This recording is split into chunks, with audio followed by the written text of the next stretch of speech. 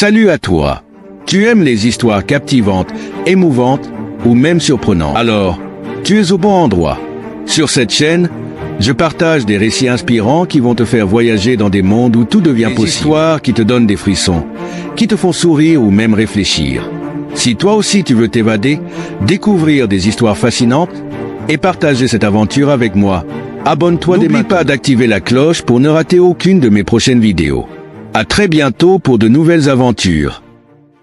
Un vieux assis sur son banc, histoire d'un autre temps. Mystère et sage murmure des légendes qui nous assurent. Sous la lune il raconte des secrets qu'on affronte, des trésors cachés au loin, des rêves qui semblent si loin. Oh, écoute ces mots, des histoires sans repos, inspirant ton cœur avec une douce lueur.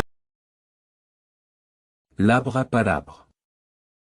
L'arbre à palabre. Dans le village de Moshudi, niché au cœur des savanes d'Afrique du Sud, chaque semaine, les villageois se rassemblaient sous les branches étendues de l'arbre pour discuter des affaires du village, résoudre les conflits et partager des histoires.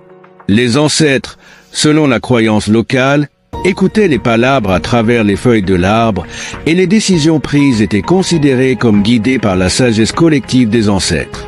Un jour, après avoir parlé à plusieurs anciens du village, Jabu découvrit que les jeunes du village étaient de plus en plus absorbés par leurs propres préoccupations et que la tradition de se rassembler sous l'arbre était peu à peu abandonnée.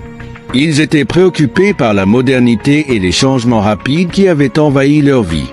Déterminé à raviver la tradition, Jabu organisa une grande réunion sous l'arbre à palabre.